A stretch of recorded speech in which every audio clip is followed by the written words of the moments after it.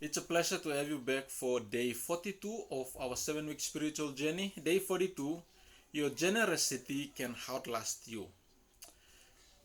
Matthew chapter 6 verse 19 to 21 reads, "Do not store up for yourself treasures on earth where moth and rust destroy, and where thieves break in and steal.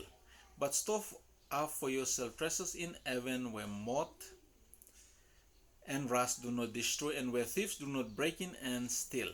For where your treasure is, there your heart will be also."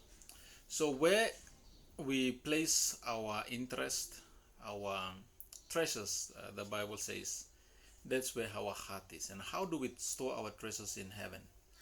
The simple answer to that question is the time that we commit for the service of God, the money that we return as tithes and offering for God, the free will offerings that we give to support church projects and other things that we do in the name of God and for His glory. That is how we invest in God's kingdom. So through those generosity, how do they outlast us? Basically, what we do here on earth, and if we do it for the world, it stays. Basically, it dies with us the moment we die. But whatever that we do for God will outlast, and it will live through generations, and at the same time, it will be in this life and the life to come. So, whatever we do in God's name, it will still outlast us. So, the good that we do, there was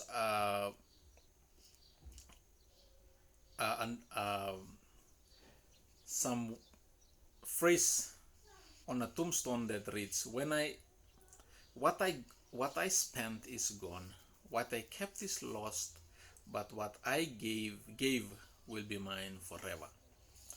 So in the book Adventist Home, page 397 by Ellen G. White reads, "In disposing of your property by will to your relatives, be sure you remember God's cause.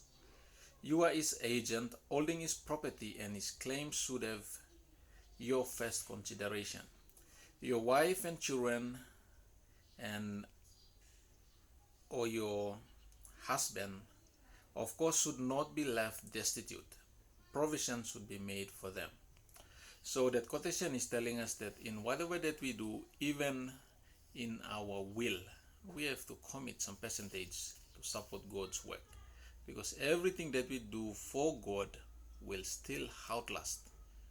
And those are some of the things that we need to know about day 42.